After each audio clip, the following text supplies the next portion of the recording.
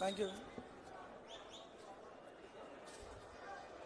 ఉమ్మడి రాష్ట్ర మాజీ ముఖ్యమంత్రి దివంగత నేత ఎన్టీ రామారావు గారి విగ్రహావిష్కరణ కార్యక్రమానికి ముఖ్య అతిథిగా విచ్చేసినటువంటి మనందరి ప్రియతమ నాయకులు రాష్ట్ర ముఖ్యమంత్రి గౌరవనీయులైనటువంటి రేవంత్ అన్న గారికి, పిసిసి అధ్యక్షులు మహేష్ కుమార్ గౌడ్ అన్న గారికి, వేదిక మీద ఉన్నటువంటి గౌరవ మంత్రులకు, తోటి ఎమ్మెల్యేలకు, చైర్మన్స్కి, వేదిక మీద ఉన్నటువంటి ఎన్టీ రామారావు గారి కుటుంబ సభ్యులకు, ఈ యొక్క కార్యక్రమాన్ని విజయవంతం చేయడానికి వచ్చినటువంటి మీ అందరు కూడా మనస్ఫూర్తిగా నమస్కారాలు తెలియజేస్తూ, మరి ఈరోజు ఈ వేదిక మీద ఒక ఎమ్మెల్యేగా నేను మాట్లాడుతున్నానంటే ఇదంతా మన రేవంత్ అన్న గారి యొక్క ఆశీస్సులు, కాంగ్రెస్ పార్టీ యొక్క ఆశీస్సులతో, మీ అందరి యొక్క ఆశీర్వాదంతో ఈరోజు ఎమ్మెల్యేగా మీ ముందు మాట్లాడుతున్నాను. ఇంత పెద్ద అవకాశం నాకు కల్పించినందుకు పెద్దలందరికీ మీ అందరు కూడా మనస్ఫూర్తిగా ధన్యవాదాలు తెలియజేస్తూ, ఈరోజు ఎన్టీ రామారావు గారి 103వ జన్మదిన సందర్భంగా ప్రపంచవ్యాప్తంగా ఉన్నటువంటి తెలుగు వారందరికీ జయంతి శుభాకాంక్షలతో పాటు అట్లానే బక్రీద్ పండుగ మైనార్టీ సోదరులందరూ కూడా బక్రీద్ పండుగ శుభాకాంక్షలు తెలియజేస్తూ, మరి ఈరోజు మహానేత ఆ రోజు గతంలో జూబ్లీహిల్స్ బై ఎలక్షన్స్లో ఎంతోమంది ప్రజలందరూ కూడా ఈ ప్రాంతంలో పెద్దలు ఎన్టీ రామారావు గారి స్టాచ్యూ కావాలని, మరి పి జనార్దన్ రెడ్డి గారి స్టాచ్యూ కావాలని రేవంత్ అన్నను కోరడం, మరి అన్న మాట ఇవ్వడం, ఆ మాట ప్రకారం ఈరోజు ఎలక్షన్ అయిన 6 నెలల లోపే పెద్దలు ఎన్టీ రామారావు గారి జయంతి రోజే ఈ యొక్క గొప్ప వేడుక విగ్రహ ఆవిష్కరణ చేసుకోవడం ఎంతో సంతోషంగా భావిస్తున్నాం. ప్రజలందరూ కూడా 4-5 రోజుల నుండి గౌరవ ముఖ్యమంత్రి గారికి ఎంతో కృతజ్ఞతలు తెలియాలని ఈరోజు ఇంత పెద్ద ఎత్తున రావడం జరిగింది. మరి అంత పెద్ద మహానుభావుడి విగ్రహం మా చేతుల మీదుగా జూబ్లీహిల్స్ కాన్స్టిట్యున్సీలో మాకు ఈ అవకాశం ఇచ్చినందుకు మనస్ఫూర్తిగా రేవంత్ అన్నకి కృతజ్ఞతలు తెలియజేసుకుంటూ, కేవలం విగ్రహ ప్రతిష్టనే కాదు, ఈ నియోజకవర్గంలో సంక్షేమ పథకాలతో పాటు కోట్లాది రూపాయల నిధులు అన్న శాంక్షన్ చేయించడం, అభివృద్ధి కార్యక్రమాలు కూడా బాగా జరుగుతూ ఉన్నాయి. ఆ రోజులలో పెద్దలు మహానాయుడు మహానేత ఎన్టీ రామారావు గారు పార్టీ స్థాపించి ఎంతోమంది బీసీలకు అవకాశం కల్పించినటువంటి వ్యక్తి. ఈరోజు బీసీలను కూడా మన రేవంత్ అన్న పాలనలో బీసీలకు కూడా అత్యధిక ప్రాధాన్యత ఇవ్వాలని, అన్ని రంగాల్లో అభివృద్ధి వాళ్ళు చెందాలని చెప్పి ఎంతో కోరుతా ఉన్నారు. మరి గడిచిన బై ఎలక్షన్లో ఒక బీసీ బిడ్డగా నాకు అవకాశం కల్పించినటువంటి రేవంత్ అన్న ఈరోజు ఒక నవీన్ యాదవ్గా మీరు నన్ను చూస్తూ ఉన్నారు.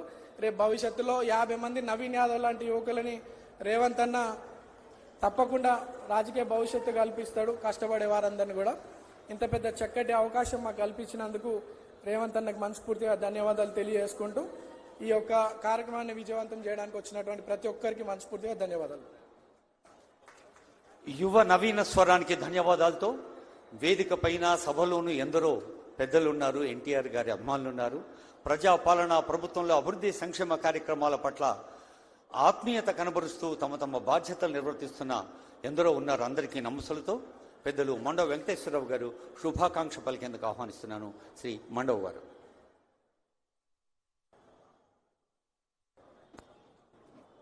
సభాధ్యక్షులు, సోదరులు, స్థానిక శాసనసభ్యులు నవీన్ గారికి, ఈనాటి ముఖ్య అతిథి మన రాష్ట్ర మంత్రివర్యులు గౌరవనీయులు రేవంత్ రెడ్డి గారికి, రాష్ట్ర పిసిసి అధ్యక్షులు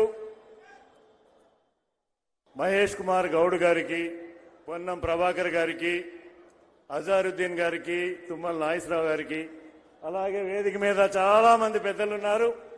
పేరు పేరున వారందరికీ శుభాభినందనలు తెలియజేసుకుంటూ, నన్ను మాట్లాడమని కోరినందుకు ముందు నేనెంతో ధన్యుణ్ణి. అలాగే ఇదే అమీర్పేట చౌరస్తాలో, ఇదే శ్రీనివాస్ నగర్ కాలనీలో తెలుగుదేశంలో నా ప్రస్థానం స్టార్ట్ అయింది. స్థానికంగా శాసనసభ్యుడిగా, అలాగే ఇంకా కూడా మంత్రులుగా కూడా ఈ గడ్డ మీద నుంచే స్టార్ట్ అయింది. ఈ సందర్భంలో మా అందరికీ స్ఫూర్తినిచ్చి, తెలుగు జాతికి స్ఫూర్తినిచ్చి, తెలుగు జాతిలో విప్లవాత్మకమైన మార్పులు సామాజిక మార్పుల్ని తీసుకొచ్చినటువంటి మహానుభావుడు. ప్రత్యేకంగా తెలంగాణలో ఆనాడు అణగారిన పరిస్థితుల్లో అందరికీ స్వాతంత్రాన్ని, యువకుల్ని మేల్కొల్పి మన ప్రాంతాల్లో ఉన్న రాడికల్స్ లో కూడా వాళ్ళ తుపాకీలు బట్టి యుద్ధం చేశారే తప్ప సమాజంలో మాట్లాడే యువతని మేల్కొల్పి వాక్ స్వాతంత్రాన్ని ఇవ్వలేదు. ఆ రోజుల్లో ఉన్నటువంటి పటేల్ పట్వారీ వ్యవస్థని, దొరల వ్యవస్థని, భూస్వామ్య వ్యవస్థని ధిక్కరించి మాట్లాడే నైతిక హక్కుని యువతకిచ్చినటువంటి మహానుభావుడు ముందు ఎన్టీ రామారావు గారు. అంతేకాదు చాలా విషయాలు పెద్దలు మాట్లాడతారు, నేను ఎక్కువ మాట్లాడాల్సిన అవసరం లేదు. వారికి అవకాశం ఇస్తూ సామాజికంగా మార్పు రావడానికి ఈ రోజున రాష్ట్ర రాజకీయాల్లో, అక్కడ ఉన్నటువంటి ఉమ్మడి రాష్ట్ర రాజకీయాల్లో రాజకీయ నాయకులకి ముందుకు వచ్చింది అంటే ఆయన స్థాపించినటువంటి తెలుగుదేశం పార్టీగా చెప్పట్లేదు, కానీ మా అందరికీ ఉత్తేజాన్ని ఇచ్చి ఆయన స్టేజీల మీద స్పీచ్లు ఇచ్చి మహా ప్రచారంలో మాట్లాడుతూ ఉంటే మా రోమాలు నిక్కబొడిచాయి.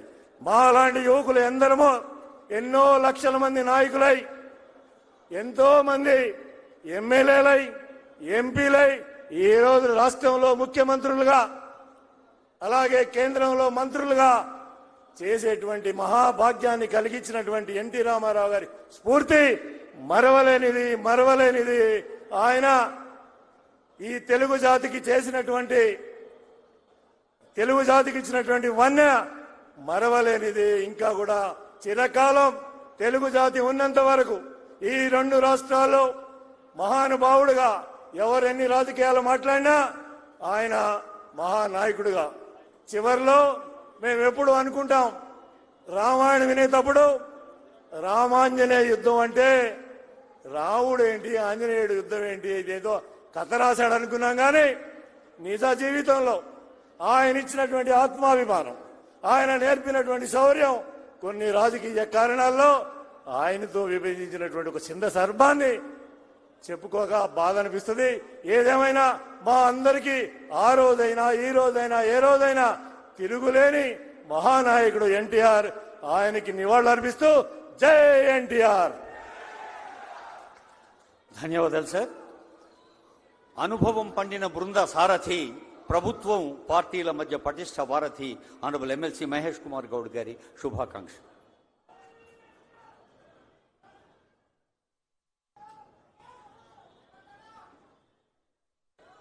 అందరికీ నమస్కారం. గౌరవ ముఖ్యమంత్రి వర్యులు శ్రీ రేవంత్ రెడ్డి గారు, స్థానిక శాసనసభ్యుడు తమ్ముడు నవీన్ యాదవ్ గారు, వేదిక పైనటువంటి మంత్రులు, పెద్దలందరికీ నమస్కారాలు. మాట ఇచ్చినాం,